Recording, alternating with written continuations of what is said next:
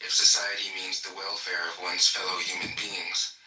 His book is, among other things, a treatise on the art of government, whether of a country or of a child.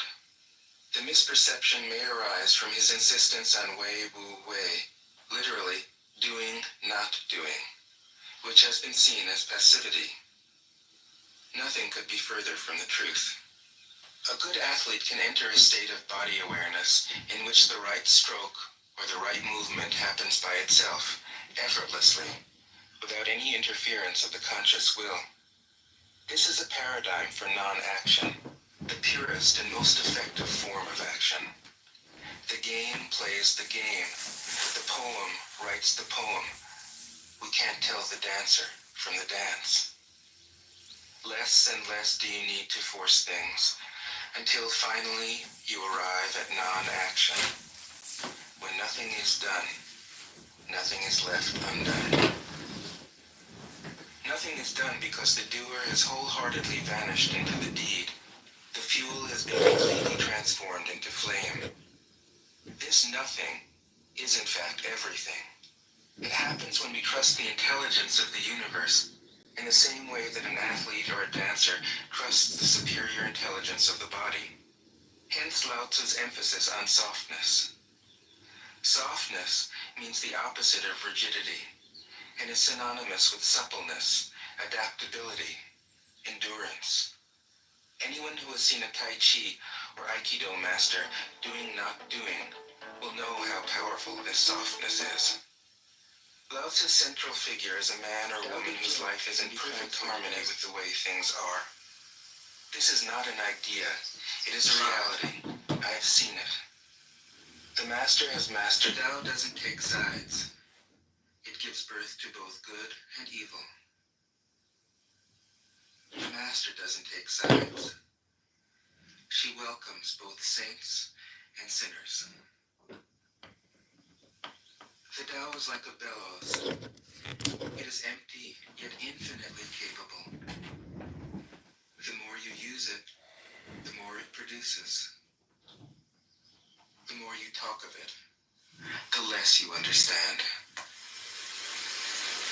Hold on to the center. 6. The Tao is called the Great Mother.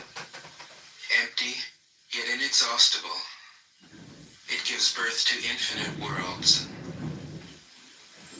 It is always present within you. You can use it any way you want. 7. The Tao is infinite, eternal. Why is it eternal? It was never born, thus it can never die. Why is it infinite? It has no desires for itself, thus it is present for all beings. The master stays behind, that is why she is ahead. She is detached from all things. That is why she is one with them. Because she has let go of herself, she is perfectly fulfilled. 8. The supreme good is like water, which nourishes all things without trying to. It is content with the low places that people disdain. Thus, it is like the Tao. In dwelling, live close to the ground. In thinking, keep to the simple. In conflict, be fair and generous.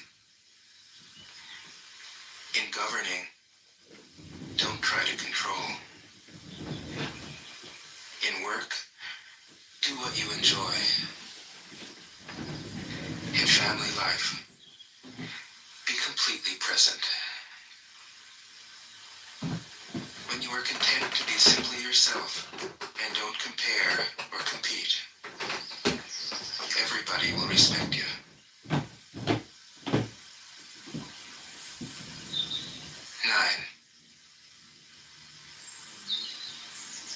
Fill your bowl to the brim, and it will spill.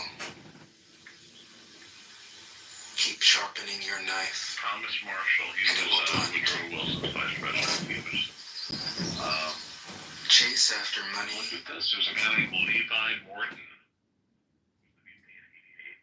Who was the governor of New York. I never heard of him. And then you go to Martin Van Buren, 1832, and in 1860. There was once a governor of New York called George Clinton. Who knew? And the Parliament Funkadelic. Yeah, exactly.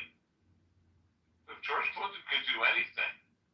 I saw him live once in Chicago at a glass factory, and I was actually very scared. I couldn't believe what I was witnessing. People who see concerts, people who see rock concerts at glass factories should get stoned. I wasn't smoking, but because I was in the military at the time, and everybody was lighting up, and this black guy in a diaper playing bass was roaming around in a diaper playing bass on some kind of like, electric, transmitter, and I was just like, Isn't that Bootsy Collins? but I didn't, and the only guy I knew was George Clinton. Bootsy Collins. That's the bassist for George Clinton, who wears a diaper, right? Bootsy, that's his name. I think so. I'm gonna look it up. But is that the same Bootsy that's the funk artist? I only knew who they were because of the movie PCU with Jeremy Piven that used to play on Comedy Central, and like he invited George Clinton to his fraternity. Jeremy Piven is a skinny dude. No, Jeremy Jeremy Piven. Piven is Ari on Entourage. Yeah. Okay, there's a guy named Gary Scheider. Okay, here we go. Bootsy Collins. No, Bootsy. Let's see who Bootsy is. Gary Scheider was an American musician, guitarist. He was a music director of the P-Funk All-Stars. Let's go find the word to diaper. P-Funk. There we go. That's what I was looking for. Okay. He's a funk. Yeah, but are you sure he was the bassist? Couldn't have been the guitarist? Pretty sure he was on bass. Got it. Right. During Parliament Funkadelic performances, Scheider was known for appearing in a diaper, making him instantly recognizable on stage, earning him the nickname Diaper Man. He's featured prominently in many hit songs like Cosmic Stop, Getting to Know You, One Nation Under a Groove. He co-wrote many noteworthy Parliament Funkadelic songs, and he was a big part of the spin-off bands, including Bootsy Collins and Eddie Hazel. Yeah, cool. Bootsy Collins does one called Love Gangster. And it's like right on the heels of that horrendously bad film Undercover Brother with Eddie Griffin. I love it. It's so bad, but it's so good. Stranger. Why really? I mean, like, why are you doing this? Marshall, what do you think the funniest movie is? What's your favorite comedy? My funniest movie revolves between Billy Madison and fucking Love Guru with Mike Myers. Jesus. Dude, I had an autoimmune disease, and so I made sure, like, every night before I went to sleep, I laughed. And I picked up a lot of strange comedy. Family Guy, American Dad, South Park. I have a pretty, when it comes to it, I have a pretty gross sense of humor. Let's put it that way. You've never seen Mel Brooks' History of the World? No. Oh my God, that's one of the... that I should. Jesus Christ, you gotta see it. Yes. Jesus, yes. You gotta see that movie. It's so funny. In all seriousness, are you rerunning? Yes, I'm rerunning against Darren the Hood in the 16th District, and I've already been using AI to convert him into a Pfizer puppet clown, and it's going well. And tomorrow we have the Cook County GOP election. Can we get you on like a phone banking plan where you recruit 5 people and they make calls for you? Yeah, we can do that. I would be happy to help you set that up. Well, I don't know. I need to get an Excel spreadsheet, and then I have enough room here to hire people off of Craigslist to sit here on my burner phones and make calls and create social So media posts dude, over it. I'll give you the template. You just use it for whatever you need to. What is it, a script? I could develop a script. I don't think I need to, but I will. It's more I just like the strategy for like how to stretch the phone banking out. I mean, like that's not hard to write down. It doesn't take a lot of time. It's not going to be an imposition on me. So I'd be happy to get you the information if you want it. Yeah, I'd love to see it. Dude, I'll get it together for you. I'll get it for you like a week from now. I got some shit to do. You know what's wild is it only takes you 15 minutes to file for Congress. It costs nothing, and then you get mailed tons of shit from all these campaign marketing strategy consulting firms. It's unbelievable how many there are. The people that all want to take your money. Yeah, they want to take your money for marketing and advertising, but mostly probably just fucking marketing, not even media buying.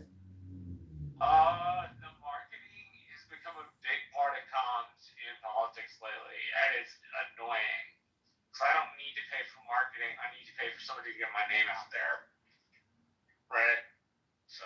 I mean, that's what it's supposed to be for, but I mean, I'm such a small fry, you know, I wouldn't invest $1 into anything other than my lunch. I mean, you know, the thing is, it's like, it's kind of like, I don't stand a chance, but the whole thing is, I mean, you just never know how all this stuff turns out, and it's really fun, and it's really, to me, it's like creating art, because the whole vaccine thing is still out there, meaning that if you're a Republican and you're being primaried and you were promoting vaccines, you got a problem. If your campaign can, I hear you. So I think maybe like a big piece for you, and it's just my experience, needs to be like looking at getting those candidates you agree with, yes, or those viewers you agree with, but also ones you can kind of recruit with your sense of humor. Like, as much as we don't get along, you have a great sense of humor. It's always funny, and I have to admit, I laugh more times than I don't laugh. So, use your sense of humor to, like, make things apparent. It's one of those things where you'll need to, like, have a conversation with the Cook County GOP chair. And it doesn't mean that you're asking for special compensation or anything like that. They have no money. They've got $4,000 in the bank, and tomorrow's the election. Because we got the Cook County GOP chair to actually resign. The president, he resigned. Wow. How'd you manage that? Because Mark Rice's son, has this blog called IllinoisRecord.com, and he screenshots all their Instagram and Facebook, and he writes these like gossip articles about them, and they're so damning. What's Mark's kid like? He's just a normal Republican, you know, suburbanite kid. I mean, he's just a normal human being who's a conservative Republican. And he's got all the juice on these people because everybody projects, and he's like an investigative journalist, and he's caused like massive chaos amongst the ranks because he outs everybody with their own shit. And he like, I don't know, he's like an autistic savant. Don't use the word autistic so casually. I mean, I'm autistic. It's okay. No, I don't. I'm just saying that, like, He is. no, what I'm saying is he's like networked. I don't mean he's literally autistic. I mean he has essentially, he knows all the people. He knows everybody. So he's like mapped out the network, and now he's like putting it together on his site. It doesn't really get much publicity, but it circulates amongst everybody. I know what you mean. He's got the social map. He does, yeah. Allows him to like work. Yeah. No, I know exactly what you mean. And he's like ruthlessly publishing things about people, like really bad things where you're like, damn, these are the people who want to be in charge. Like, whoa, what is all this shit? This is wild. Do you want me to connect you with some Illinois YRs? They're not your style Republicans, but they'll get people who are interested in like doing shit for you out to vote. Maybe only one or two, but one or two is far better than none, obviously. Yeah, it's true because like you do meet people on the journey who are just like you become friends with and they're good people and they're like, yeah, I want to help you. So for sure. Exactly. They become a friend of yours and like, all right, I trust you. I'm gonna help you get elected, right? Same Yeah. way. Yep. So yeah, dude. I'll contact you offline, obviously. But yeah, I'd be happy to help rope you in where I can. You actually, despite all of our disagreements, I think you'd probably be a pretty good representative. Your sense of humor is one that indicates to me that you're pretty critical as a political observer. Oh, thank you. I would encourage everybody on this app to run for office. If it only takes you 15 minutes to register for Congress, what's the downside to having that in your social media? That, oh, hey, I'm also a congressional candidate. Like, what's the downside? It doesn't cost anything. Nobody needs to print what I say. I'm happy to advise candidates. I don't want to be one myself. Yeah, but at the end of the day, it doesn't make a difference because I don't know. Some people are just scared of it. I think because it's not even the responsibility. It's just the fact that it is like so dirty, and you deal with dirty people, and there's a lot of I don't know. You meet these lawyers are what really shocked me the most. So actually, that's my real worry. I don't want to stitch down in the gutter. The shit I've been asked to do so far is moral and it's ethical. I've not ever done anything that's unethical. I've been asked, but I've turned it down. And I'm lucky enough where it didn't cost me my job. But like that's the thing I don't want to fuck with that. I don't want to do something immoral like that. I don't want to compromise my character in that way. I mean, like, I just have this feeling. I just mean ballot fraud. Ballot fraud is wild that people actually engage in ballot fraud. That Republicans engage in ballot fraud. It's like unbelievable. I mean, both parties engage in sketchy practices, and like that's the ridiculous part. Like we enjoy pointing at the other party and going, "You're the problem." When the truth of the matter is, no. We're all doing some funky shit. We're just doing it to a degree where you don't get caught all the time. True. And that's like that sets you on a path to like not buying good decision making. What you should also do is do a little comedy, like 30-second video, 30-second thing. You're not half bad at the comedy routine, and it can genuinely be funny and not irritating. When sometimes you're irritating, but I have a feeling when you do your comedy shit, you're far less irritating, you're far more funny. I don't know. I mean, it would be fun to like try to go to the. But it's not that. It's just comedy can print on one's mind in a way that logic doesn't. I love it. This guy, the candidate, lives in. The incumbent lives in Peoria, so like going down there and trying to organize like a roast of him at bars could be like a good thing, and then film that and put that on the internet. I mean, you give me a place to sleep in a bed, I'll come help you. You can live on my sailboat for a month in the summer if you want. Sure, I'll happily come there. I'm on a sailboat, help you knock doors. I need a captain because I don't know how to sail. I'll figure it out, brother.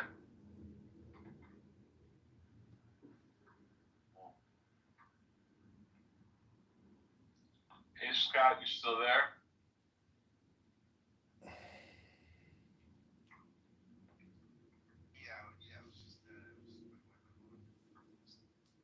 I'm here. Let me see if I have any more president trivia for you, or Pope trivia. I know you love the Pope trivia. I love it. You got kind of quiet there, by the way. Randy, do you have a favorite president? A favorite president? Well, all right. I used to get into a lot of trouble for my favorite president because what I respected about Richard Nixon was that until Bill Clinton, or Richard Nixon came from nothing. I respected that he lost, and then he lost big time. He lost presidency at 60, and the governor of California at 62. But he came back. He didn't give up. I love the comeback story. Everybody loves a comeback story. So I love that about him.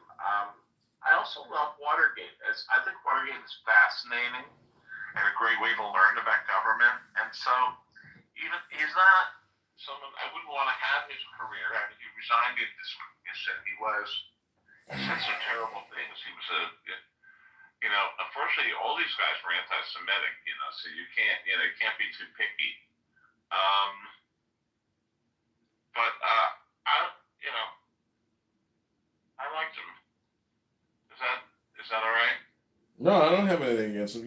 I have one interesting fact about him is he's the only president to actually have a stock market that was negative underneath the presidency. I think it was like negative 5%. And he was, because he took us off the gold standard, you would imagine that there would be more fiat printing and that the market would have risen, but it didn't. But he is the only president to have a negative ROI in the stock market.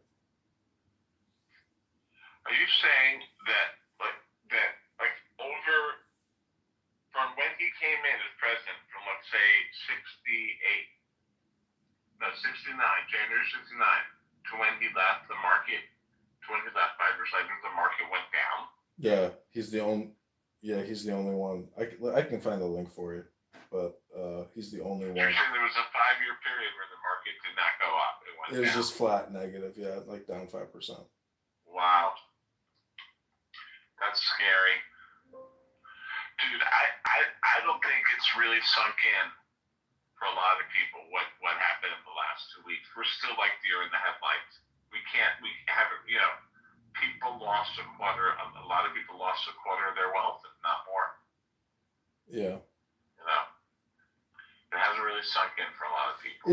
It's really tough because it's like you go to work every day. If you experience just a couple weeks of market downturn, you're like, oh fuck, there goes like the whole year of work. If you're like on the verge of retirement and you just lost a quarter and you lost $250,000, you're like, fuck. I mean, it's a horrible feeling. Oh yeah. He has an answer for that. Listen. If you like things about Trump, how's he going to answer that? Like, how is Tesla going to go back up to 500? Which is 1.4 trillion in market cap. I mean, it's all based on relative values and PE and etc. But we'll be lucky if Tesla goes back up to that in 5 years. Yeah, lucky, right? Right. Yeah, there's nothing he can say. They got to prove it. As long as Elon is in the government, I don't think Tesla will be back up. See, these guys move on to the next startup like every Monday. So for them, it's not the end all be all. I mean, Peter Thiel has this. Yeah. Some of these people are worth so much, but yeah, mom and pop investor are fucked. Obviously, it hasn't really sunk in for them, or it has. There's just no one, But the thing is, like a lot of these people never spend it. They're gonna die with $1 million and they'll never even spend it. So that's the fucked up part is people who have a lot of money, they can't even figure out what to spend it on. Let alone they don't want to buy real estate because of the taxes. So it's I don't know. People need their money for later end care, long term care, etc. But I don't know. People need to live now because look what happens. You just lost a quarter of your wealth. You could have spent that money on a vacation house, on a beach, like there's just so many ways to spend it, but you don't spend it. You got to time everything. You got to be a trader. You can't just be a passive investor. Like you have to deleverage. It's like being at a poker table all the time. You got to know your cash position.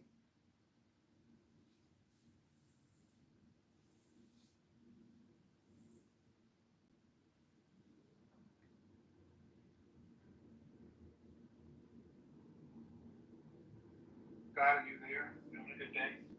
Benjamin, what's going on, buddy? I mean, Christianity just died today. Like, that's Jesus all over again. I know, great guy. Great human being to them. That's what I'm saying. The God himself, right? He's so facetious. I love it. Dr. Benjamin, would you wash the Pope's feet? You know, if he asked you to, would you do it? One by one. Would You? I mean, you know, washing somebody's feet is a very humbling experience, especially if they're really gross. Like, have you ever actually had a pedicure done, looked at your own feet, and you're like, oh, my feet are so disgusting. I can't believe how badly I've let them deteriorate. Look at my nails. I've got fungus on my nails. My feet are filthy. I mean, have you ever actually, you know, what are your feet looking like right now, Dr. Benjamin? I mean, my feet suck.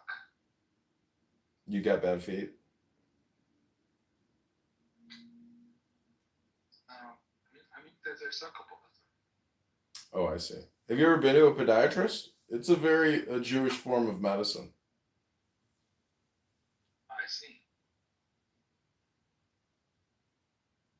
No. Benjamin thinks Jews are genocidal. Oh, that's not true.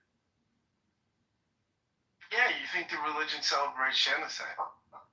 That's more true. So Chris, Randy, did you celebrate genocide at your seders? so I wasn't looking at the screen. Who believes that? Benjamin thinks that the Seder celebration is pro genocidal. A simple textual analysis of the Hebrew scriptures reveals a great deal of support and justification for genocide. That is just a hard problem. It's a hard problem. is it just the Hebrews? How about Noah and the flood?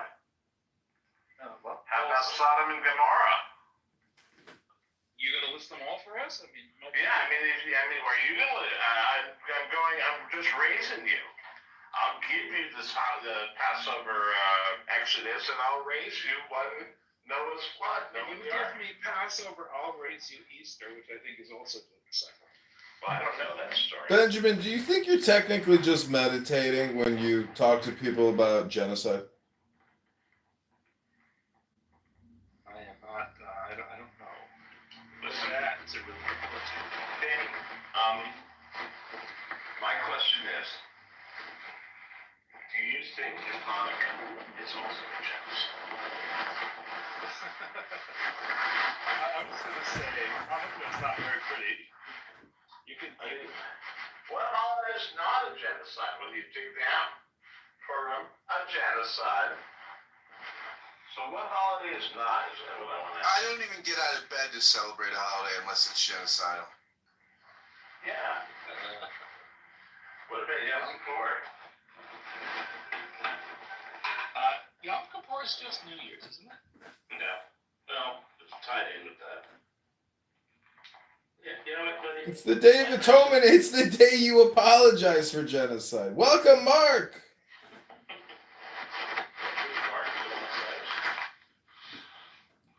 Hey, Mark.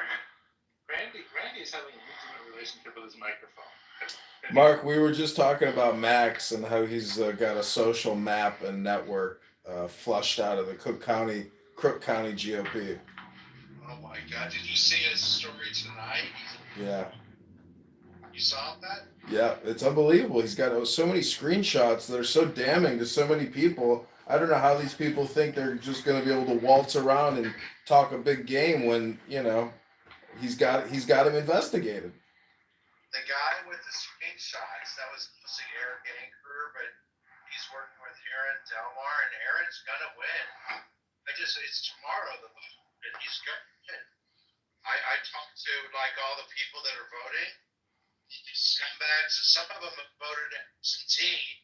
They've already voted for Aaron. Unbelievable.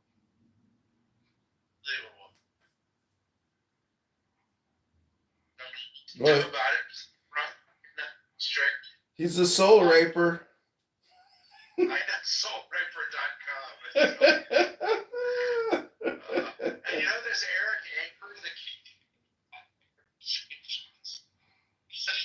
about him that's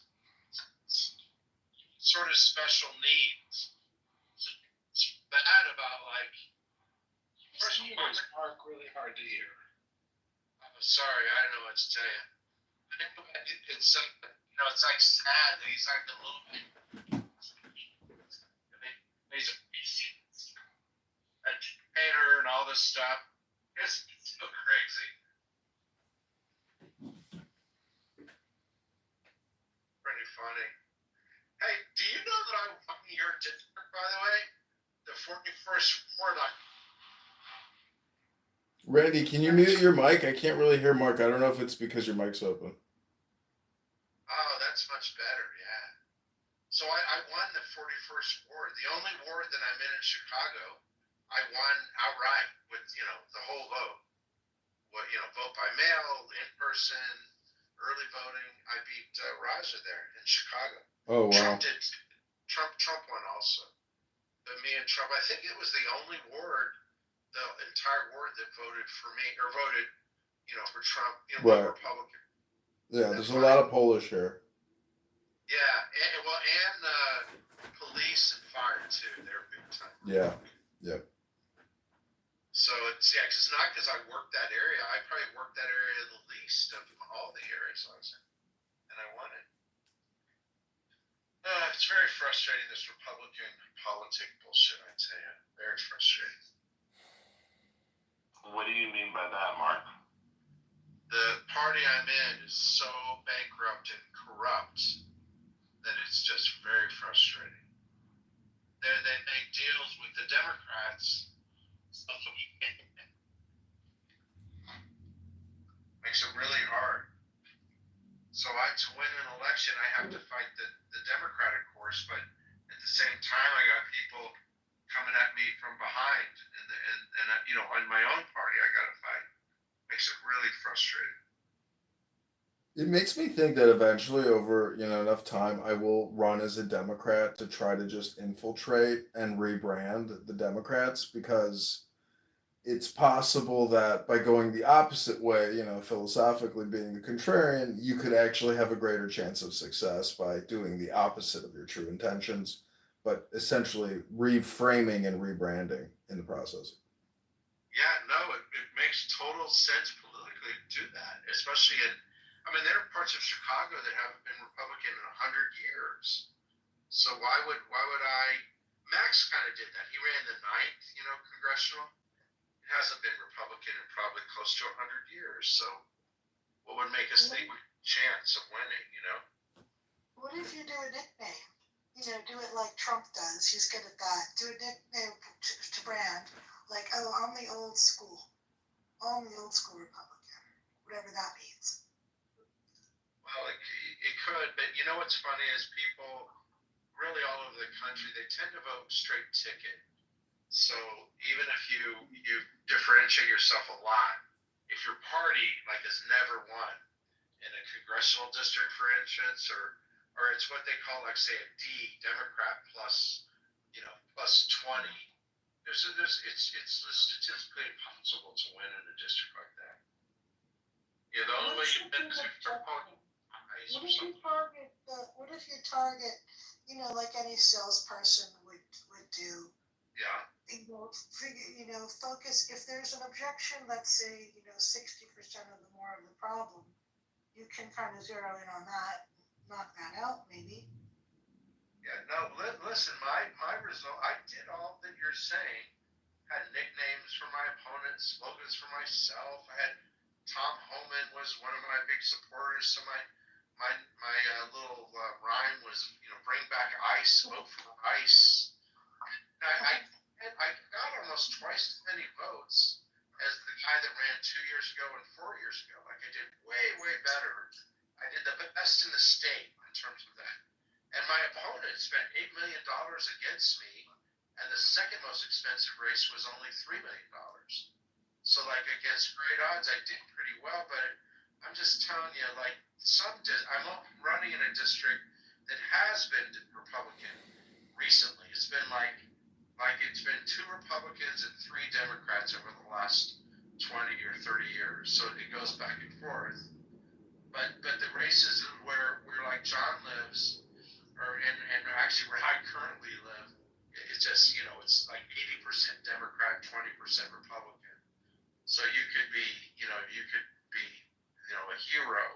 still can't win a district like that. That's called too much of an uphill battle. The only way to, well, I heard that the way to deal with that too much of an uphill, too steep, those kind of numbers, it's very low probability, is what they call clear the field. In other words, you would, in this scenario, I guess you would take lower level representatives and you have to turn that over first, clear a pathway. You'll have to, that's going to take time to clear that. The little, I don't even know what the little electoral things, the clerk of the court, this clerk, this, and turn that first, I guess. In my district where I'm running, there's 10 state reps is a lower thing. And five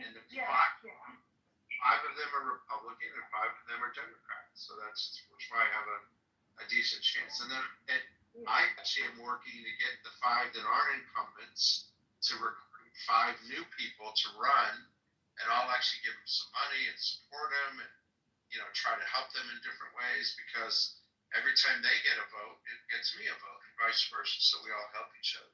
So we're doing all that. Like, I have smart people advising me, and I run once, but I helped run Max's campaign twice. So I kind of know what I'm doing, but it's hard in Illinois. When you're a Republican, it's not easy, that's all. Mark, sir, very good morning from India. I'm very sorry to interrupt you, Adreli. I'm very sorry. Mark, sir, yeah. I'm really very bad in pronouncing. Actually, I love Mark, sir, very much. I wish I could have his speaking ability like you, sir. I really following you for, I think, now more than a year. Oh, nice. So, thank you very much. That's nice. Yes, sir. Yes, sir. Whenever I try to talk to my client in US, I try to use some vocabulary from you. That's really nice of you to say. Do you know, I ran against Yes, sir. an Indian, a guy from a Hindu Indian named Raja Krishnamurthy. That's who was my opponent that I ran against. Okay. Actually, sir,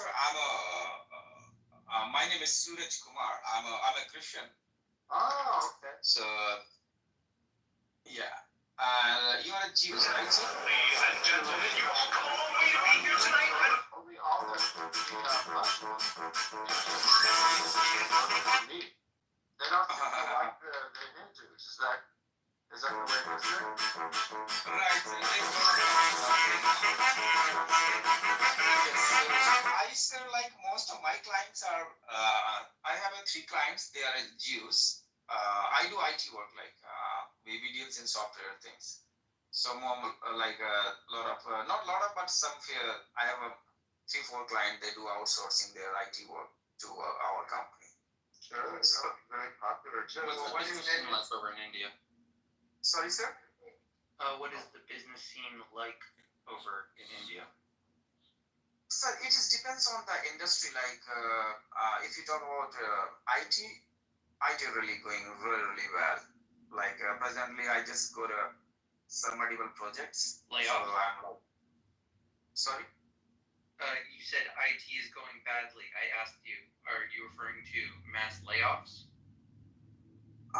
No, sir.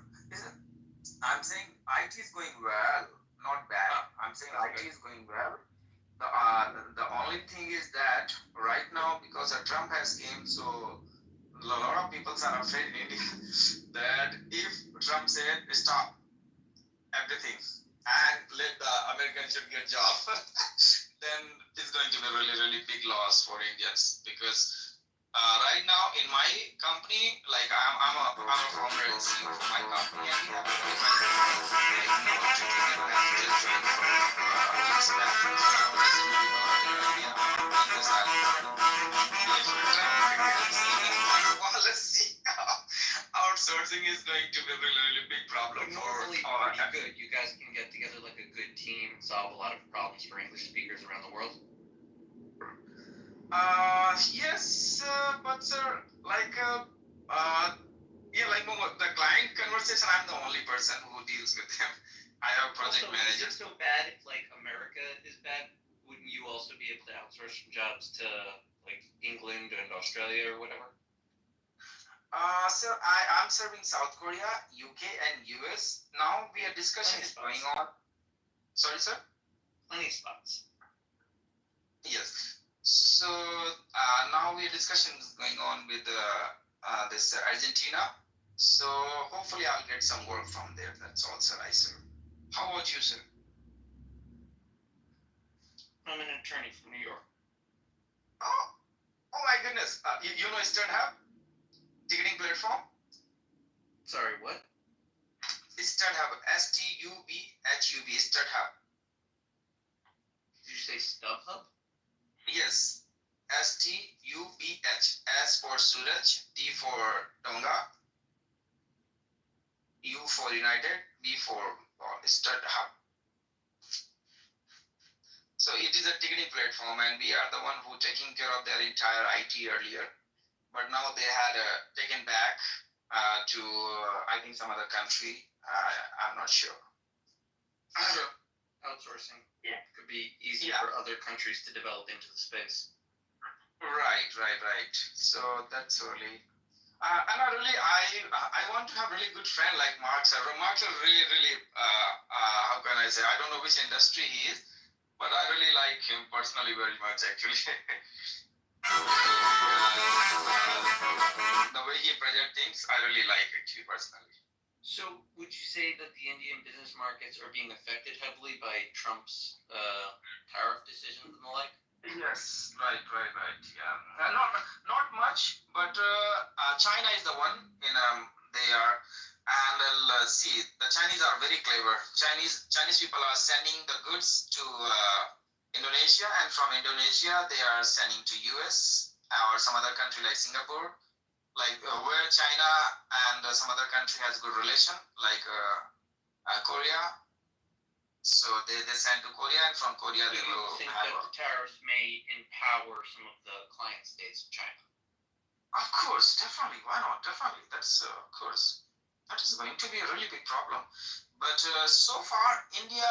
But personally, I like this Trump very much, and we are expecting that he should intervene something in India because Indian government is kind of doing a lot of bad work, especially on Christians, and they are. I think more than 2,000 pastors are in jail. Around 3,000 pastors are in jail. For what? And sorry. Why are they in jail? Because they are sharing the gospel, so they are in jail. So this is really kind of very bad actually. They are. Can't they just like be kicked out or something? This Indian, see, the Prime Minister is illiterate. He is not educated, number one. Number two is the India, most of the politicians are really kind of, they want their country to be Hindu. Yeah, that I cannot get that. I can understand India wanting Christian missionaries to not proselytize. I'm just saying, why not just kick them out? Why are they in prison? Because if they I'm go, sure there are plenty of churches that would take them.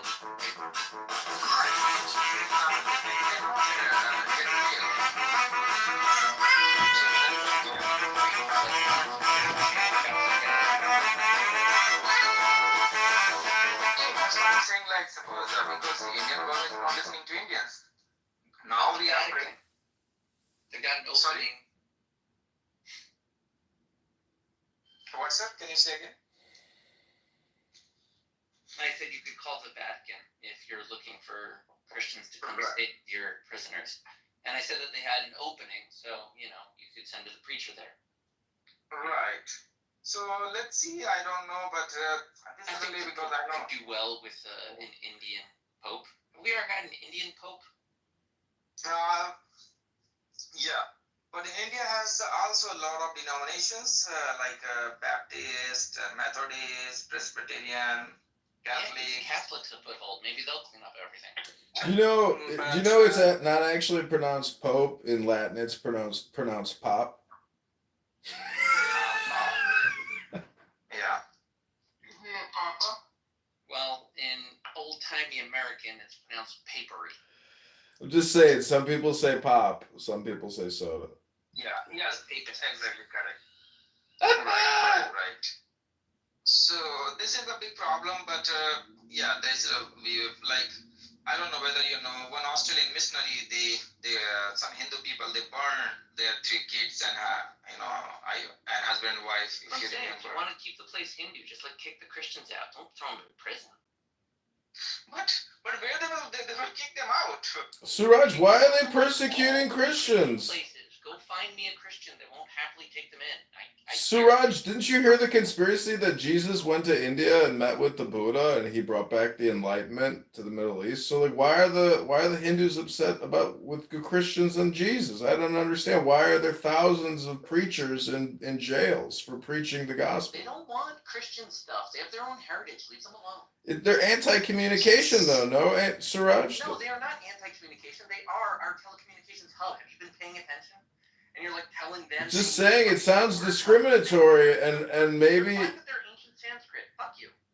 I'm just saying. Let's relax. Let's take a deep breath. Okay, let's all relax. Let's all relax. Let's all relax. Just saying, it seems a little extreme to put people in jails for talking about a book. Yeah, that's why. What kind of jails are they, Suraj? Because I heard in India they don't actually have jails. They just make you sit in the middle of the town in a circle. Have you heard about that? I saw it in a documentary. No, I mean they're streets run with Yeah, shit. no, according to now all the they Muslims. have a. Yeah, now they have a proper jail. So there's no like you sitting in the middle, like nothing like that. Now they have a proper jail, and then Just kick So them now out. we Send are- them to their parishes. I think Donald It's an Trump upgrade should to say America. that. Right? There's plenty of Yes. devout Christians that would happily take in Christian refugees from India in India's plan for Hindifying the whole damn plan. They'd be happy about it. Right, but They probably But if already you- I know a lot of- taking in a whole bunch of Indians. They do that. When something becomes Hindified, what do they do? Just like yoga, and what else do they do? Well, They they're do- temples, dude. They can decide what they want. Maybe I know, but what are they doing in those temples? They're always taking like cottage cheese and putting it on like a phallic object. Like ancient Disneyland of temple goddesses. It's their country. Leave them alone. Suraj, is God a black woman? That's all I want to know. Sorry for taking up so much time. Thank you, Suraj. no, sir. Yeah, I know there's one God. That's what you say. It's called Kali. You guys should get some public works projects.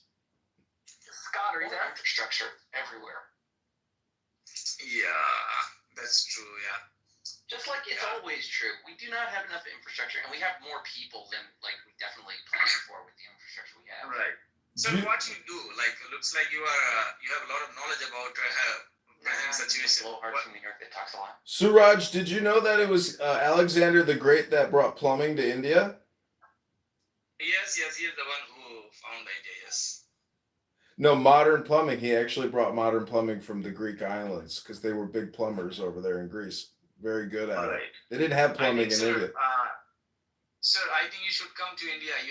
Mr. Mark, and please forgive me if I'm pronouncing wrong. Doggy and Megzit. Yeah, maybe one day. Yeah, please come. I will be happy to host you in my place. And I will only provide you Indian food. I do like Are you mine. vegetarian, Suraj? No, I eat beef. I eat everything except man. Yeah. So what makes you worship a Jewish man as your Lord, King, and Savior? What about him makes him so special to you? And I'm not being facetious. Sir, maybe it's not right time to discuss. I will be happy to answer, but not at this moment. Are you afraid of the Hindu authorities? Are you afraid of persecution, Suraj? No, why should I afraid? Come on. No, not at all. Come on. Because if you preach the gospel, as you said, they may put you in jail. Well, perhaps some people were preaching it a little too aggressively. Panhandling. See, Yeah, yes, it's a I will tell you, actually, I will tell you, sir, one thing. It's not that I'm a Christian, that's why I'm just sharing my experience, actually. I was Hindu. I accepted the Jesus in 2001. Mm-hmm. And I started my own church in 2006. Mm-hmm. If you persecute the Christians, Mm-hmm. it's same happening like Apostle Paul, because Apostle Paul is his name was Saul. And when he was start killing the Christians, and Jesus appeared to him, that's what Bible say, and he said, Saul, Saul, why are you persecuting my people? So Christianity is getting just like fire in India. The government thinking that if I put pastors and the Christians in the jail, the Christianity will stop. But it is a completely opposite. Now Christianity is moving like fire in India, because whenever they put pastors or Christians in the jail, the media coverage is there. So now a lot of Hindus are getting converted into Christianity, because they said, oh, Christianity is so peaceful and so kind of a very peaceful religion. They don't fight, they don't argue, they do a lot of charity work. They are contributed a lot of things in India, like in education and health. But why the Hindus are giving trouble to them? So because they want them to chant the Bhagavad Gita, not the gospel. It's all about, who gets to chant what and which book gets the most chanting. So your general question is, why is it that some Christians in India are getting arrested? Seems like that could be answered by like an investigation into each case, no? Right. Let me tell you, there is recently the government has a anti-conversion law. So I don't know, Doggy sir, I think has a very good access with Elon Musk and then Donald Trump sir. So please convey this message. Please protect the Christians in India, please sir. Why though? Yes, sir. I still don't see why the Christians should have a foothold in India. Because everything's run Of by all the the government, places, sir. no, seriously, well, one second. Well, hold on for a second. Like, speaking as a Jew, right? So I'm not Christian. I don't exactly share your worldview. But in terms of, like, let's say, the message of your Son of God or whatever, he wasn't in favor of idolatry, right? He'd want, like, reform, proselytizing Christians. I don't think he'd want that in, like, the backyard of a bunch of ancient temples that, like, today we value for different reasons. We don't have to like send the Christians in there to convince all the Hindus to go destroy their ancient temples, and probably the Muslims will beat us to it, even if we try to beat them. So like, I just feel leave them alone. Like they've heard the pitch. India is an old player in the Christian game, and like they can see the effect that Christian missionaries have on their shores, right? They're not new to this game. They have like ancient, I would say, well-founded historical prejudice against Christians because of different things that they went through. And they're entitled to that perspective, right or wrong. And they should process it however they do. And I just feel like of the requests they could be making, the fact that they're jailing some, if they don't like the Christians, a lot of land, a lot of overpopulation and fighting already, why don't we do Pakistan 2.0? McZed, you're just a lawyer from New York.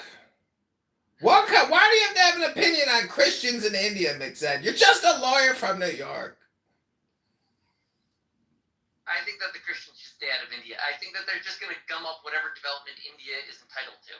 You're going to tell them to stop making movies and stop making books? Come on, it's 2025. You can publish anything you want.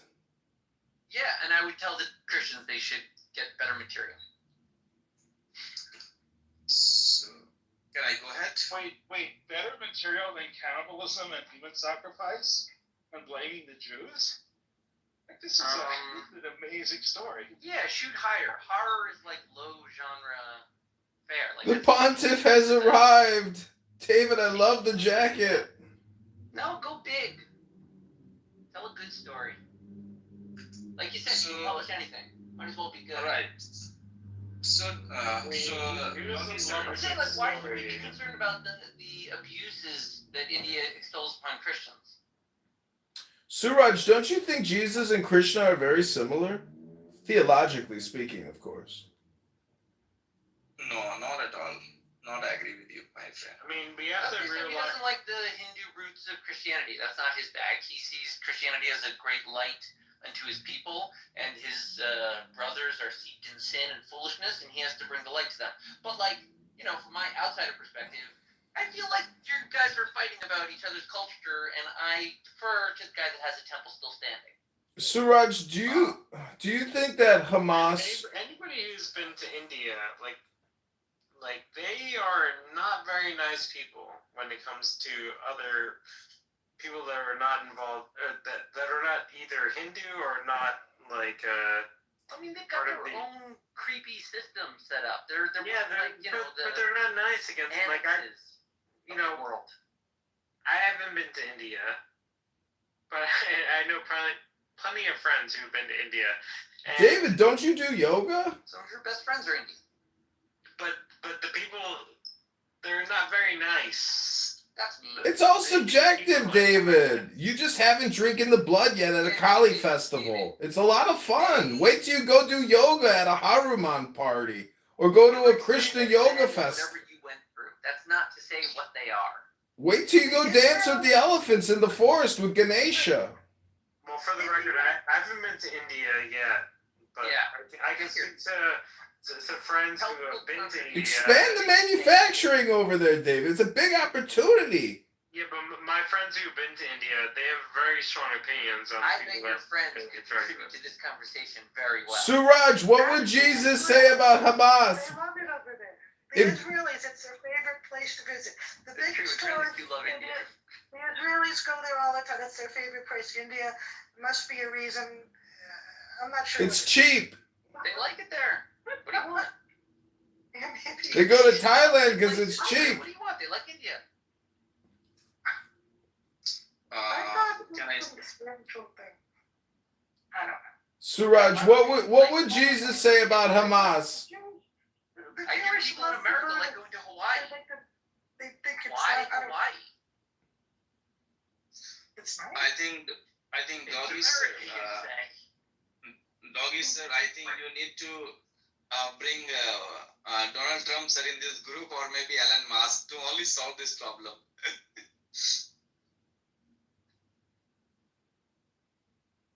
But the Israelis like India. But I also feel like India is entitled to kick out the Christians and the English speakers if they want. The most of the Israeli they goes to a place. Yeah, you're projecting your own prejudice. You're projecting your prejudice on India, McZed. At the bottom of the Titanic. We're talking about like planes. Trains and automobiles. It's just not that hard to move people. Isn't Trump about to go to India to try to do some kind of big deal? Probably. He's actually It's a big deal, I hear. He's going to the funeral of the Pope.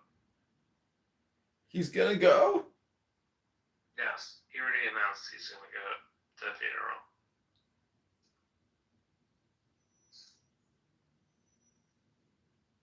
Did anyone here actually cry because the Pope died? Anyone? You don't have to answer that question if you don't want to. I had a pizza party. I mean, I was relieved, frankly. Derek said, what you are. Derek said, what you do?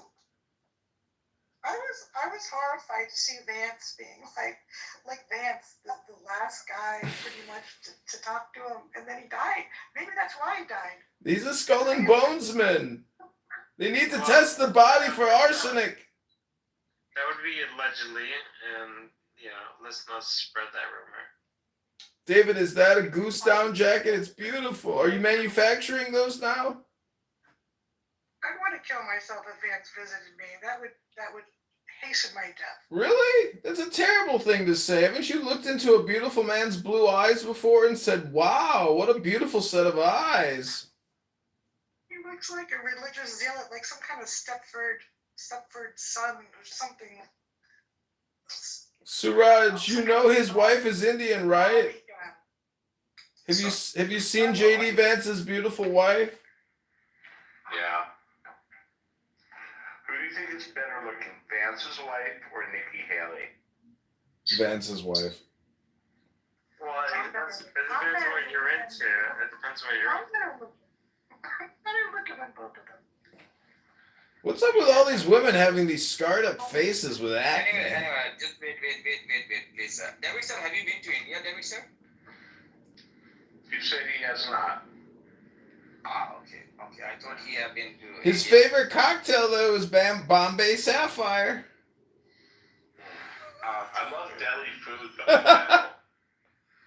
Have you been to India? No, I have not, but I love the food. Oh, okay. All food from the Delhi. Delhi food, I love it. Yeah, you come. You come. I live in Delhi, New Delhi. I I'm so live in lucky. You get to eat Delhi food every day. Which city you live in US? You ask a lot of questions, my friend. Yeah, like you, as you said, Delhi. So yeah, that's right. He loves the half-pound corned beef. I live in a city called Miami, New York, LA, DC, Chicago. Oh, okay. Okay, There are not, I think there are 9 Indian restaurants within about 20 minutes drive of my house. That's pretty You know what I call that? Heaven. racist. It's called a stomach problem if you eat too much chicken makhni. You got to spread it out, man. Do you get the garlic naan or the butter naan? I think as you continue, here is now 9 a.m. morning, and I need to get ready for my work. That's good. What's your favorite beer from India? Yeah, and also, what do you do for work? Me? It is Why the are you case talking to CM? Hold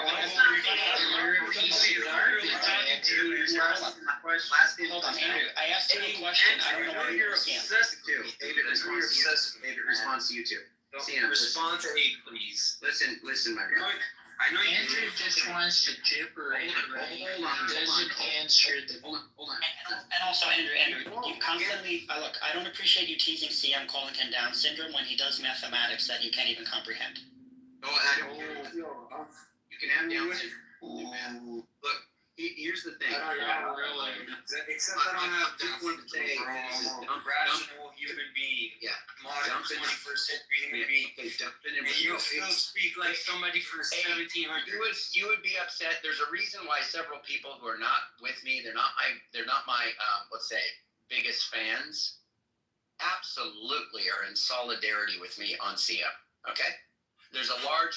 I mean, he can be annoying, but It's not a matter of annoyance. He's certainly annoying. Can you address my question about divine command theory? Can you stop diverting? Stop diverting. Andrew's being a jibberator.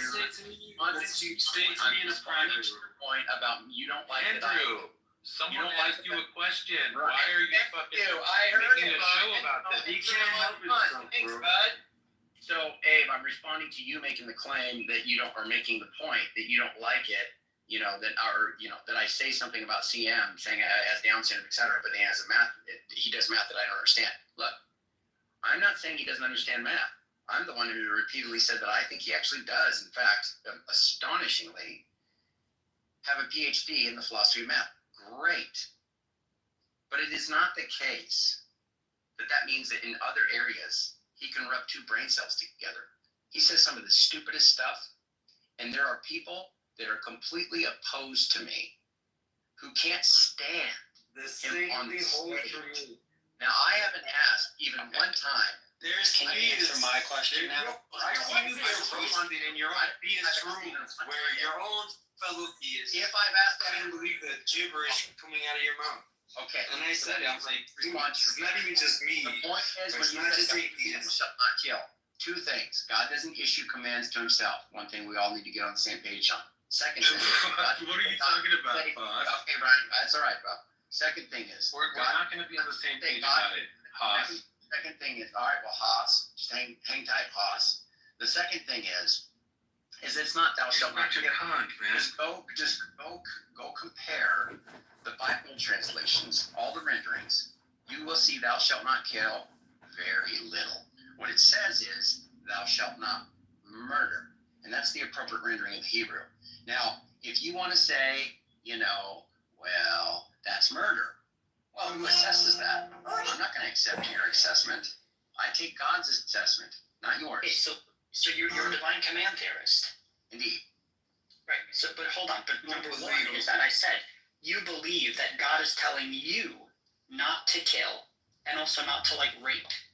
But you said that you don't believe God can tell you to rape. You wouldn't consider that, but you would consider killing the baby.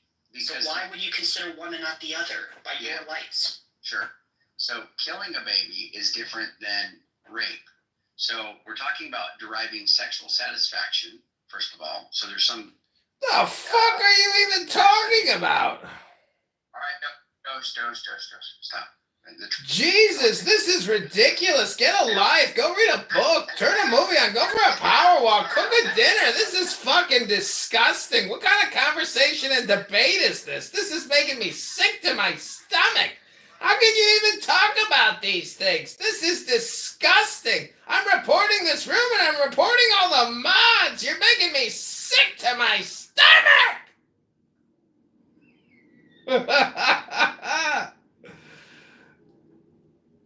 There must be. Okay, so assuming there's a heaven, Like, we're not VIP class. There's no heaven.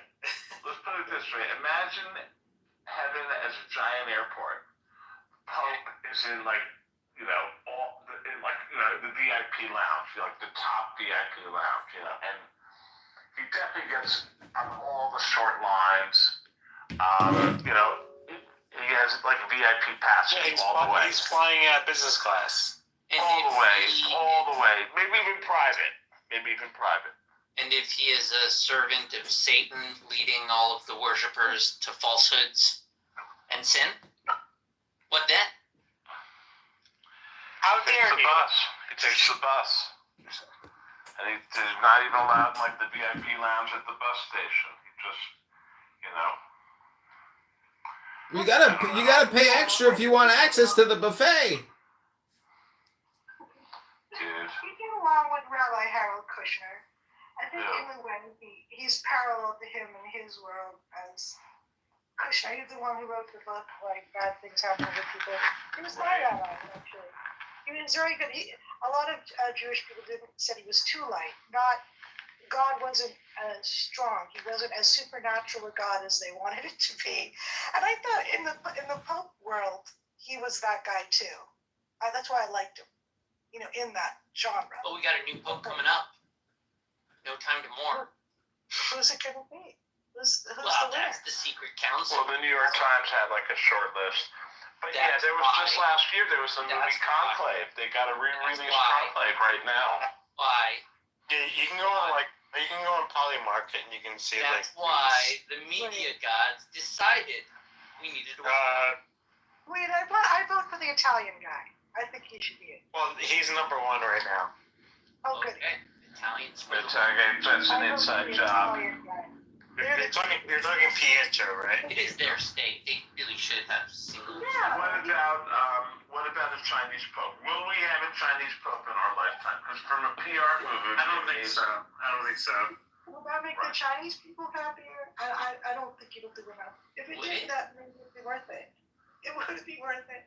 I don't know if that would make it hurt. I thought it'd be cool to have the Indian Pope. That'd be yes, an Indian Pope is a brilliant marketing idea. Yeah. Let's go right into India. I think we should have them all. No Indian. Oh, you got a Muslim problem? Welcome to the Catholic Church. You know what? My idea is, I had a crazy idea, which is, Be nice. No, it would work. And we've been nice so far. You tell me, David. How Have we said anything offensive yet, David? I got a question for you. I got to ask. Chabad is independently incorporated all around the country and the world. Anything negative yet? But what about the Catholic Church? Is the Catholic Church one organization and one corporation, or are there independent, corporations within the Catholic Church? Probably every hospital that they own or every school they own is a separate corporation. Yeah, they own a ton of stuff. It all terminates then.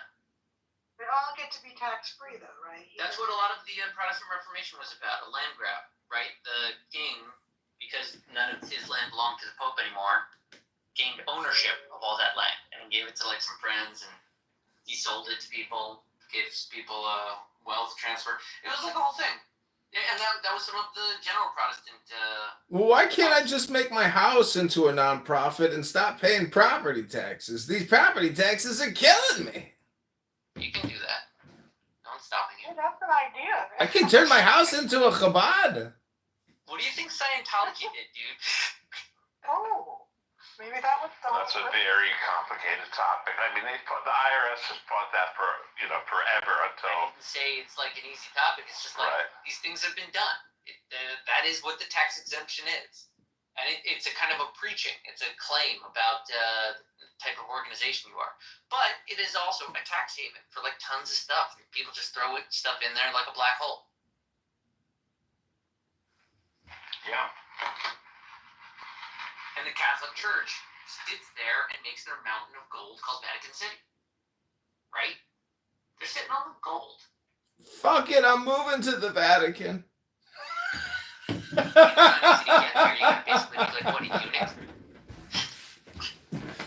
Unless you No, want I'm gonna go to Party City and just buy like an old Vatican Army military uniform. I'm gonna become a soldier in the Vatican. Why do you Catholics take that deal? They're beating members away. Also, they've had their ways of being for millennia. Come on, guys. Do you really think they're eunuchs? Get out of here. We're getting into a sensitive area out of respect for David. Well, Mixed, how much longer till you go back to Israel and reopen the temple and start doing what the priests are doing? I don't know. That's teshuva beyond my hands. Why don't you just use your normal voice? I don't know. You're fine. I'm talking about I don't know. I do this like raspy voice sometimes for some reason. I don't know why I do this voice. You know, I love my voice, but I know that other people. No, not you. I know that I'm trying to make it about me. If that's all right. It's just my Three Stooges voice. It's my clown voice. All right. Okay, but nobody cares. Well, nobody cares about your puffer jacket either, David. It's not his, it's the Pope's. How dare you? Yeah. E or whatever. Switching. All right. Here's a question for you. Does anyone here like the comedian David Spade? He's okay. Yeah, he's alright. I like him. He does his audiobooks. I think he's very funny. He's for a guy who's been around for a long time. I like him. Does anyone here like that guy? His name Gary Goldman, the Jewish comedian. Do you know about him? No. He's very funny. The Depression, that's the name of one of his books or albums. In This Economy, question mark. You're not a fan, Mixed? Not a big fan, no.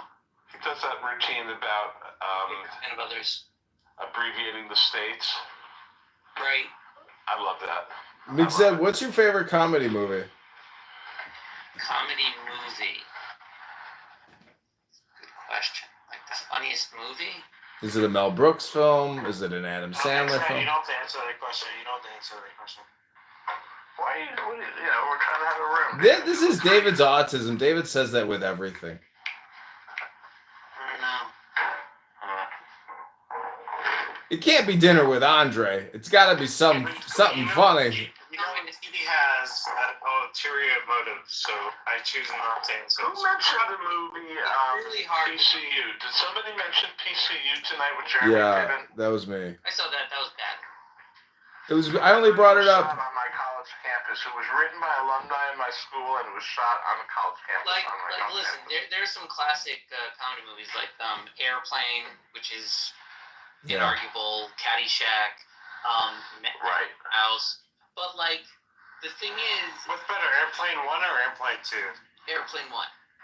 Let's go! Although Airplane 2 is good. Like, you really, like, I don't mean to discount Airplane 2, but like, Airplane 1 is nuts. It's really good. But like, comedy really kind of works only the one time. It works best when it's modern and cutting. So like, you want comedy, go see a comedian. And I think the best. I think the best alive. Season 2 of The White Lotus was really good. Season 2 White Lotus. No spoilers. It's not a comedy though. I guess it's a comedy. It is a comedy. It's satire. It is. Yeah, satire. Satirical. I think mostly it's his experiences on vacation, being annoyed and writing caricatures about the different people he saw at hotels and wishing them all a horrifying demise. which I can get behind. I would do that too. That's what I would write on vacation. Are there any Oh, popular so, Israeli television shows that have like these types of dopamine effect? Is there like Israeli There soap was operas? a cool show that started in Israel television. It was called Bitiul. And HBO made an adaptation of it called In Treatment with the guy from Usual Suspects. I know. In Treatment, that show. Yeah, that guy's a good actor. Gabriel Byrne, is that his name? Gabriel Byrne. That was really good. I watched all. Yeah, so that had like this weird gimmick where it had like it was really an ambitious project. Kind of weird the way they structured it, but they had half-hour sessions for different patients on every day of the week. So they had like 4 or 5 episodes a week, but each day was from a different person. And then sometimes the stories would like interact with each other, which was strange. Well, it was interesting, the dialogue to do the therapeutic dialogue. Like, the comedy, what's her name? Lisa Kudrow, who played the therapist. That was a wacky kind of comedy. It was like the same style as like In Treatment. She was doing the therapist, and it was like everything wrong, like super unethical. And that was really funny. It was really good. In Treatment was super unethical. Yeah, but this was Lisa Kudrow. It was just hilarious. It was all about her. Right. The whole thing. But in terms of your question of like what gives that weird therapy hypnotism you might be looking for in television, In Treatment will get you there. It's very much like a combative therapy session that will draw you in and probably cause some personal therapy. That was like a rare. That show was such an outlier, which is why I liked it. Yeah, I don't think there's any show I've seen that's like that. Yeah, well, the Kudrow one, that was just much more. Well, Sopranos is kind of the same thing because technically it's a show about a guy in treatment. It is, except the beauty of In Treatment is the cameras were like isolated. I don't know if you've ever seen Sopranos, but it is a very fun show. I have a funny. I'll tell you guys something really. This is a true story. I was doing some. I don't do it anymore. I'm a bond investor, but at one point I did, and I've done.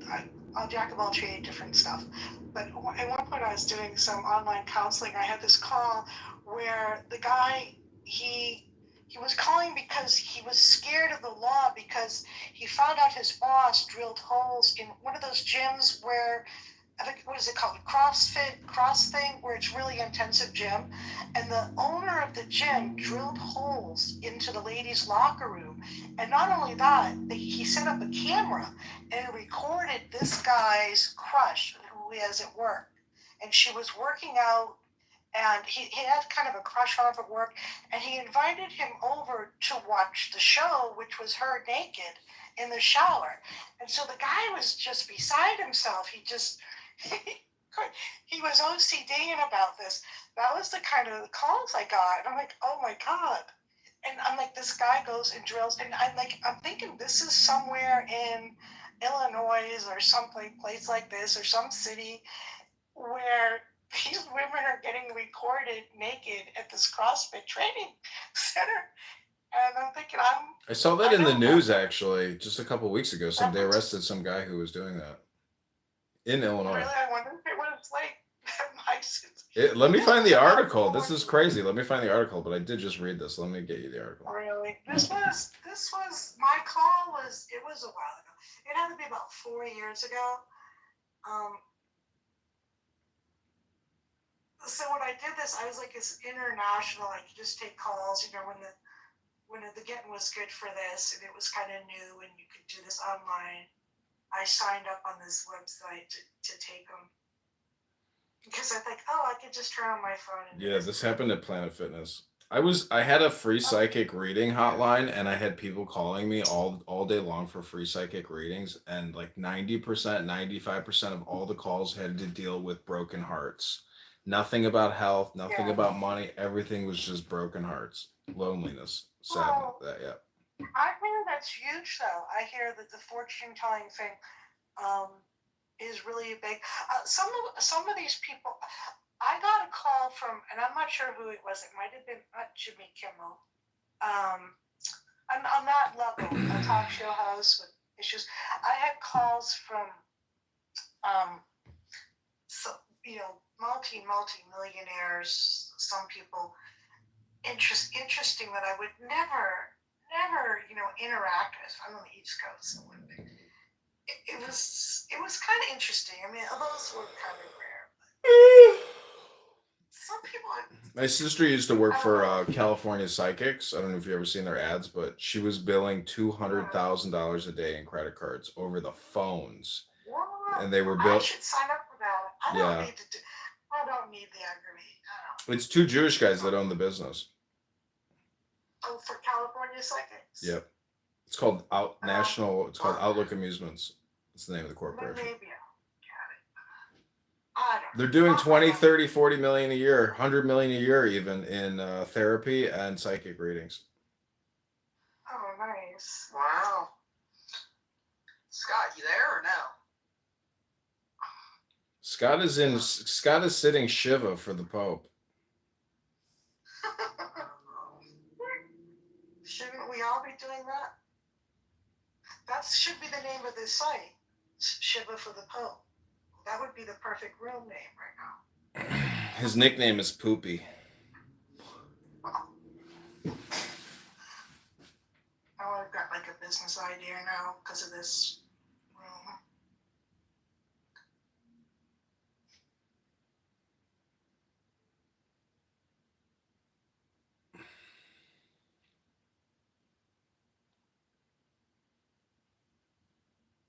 Scott, what's your favorite comedy movie?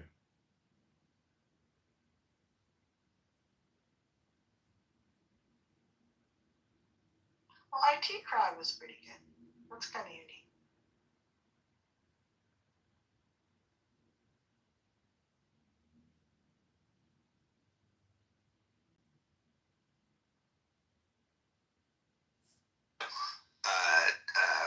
Reset that potentially could occur where we're forcing other countries to come to the realization that it's time to unpeg from the dollar because we're going to be flipping our monetary system through a default mechanism that's not going to be labeled a bankruptcy, but a systematic approach to. Okay, Ben, I'm going back to the Tao Te Ching. That was enough socialization for the night. Insecurity. And your heart will never unclench.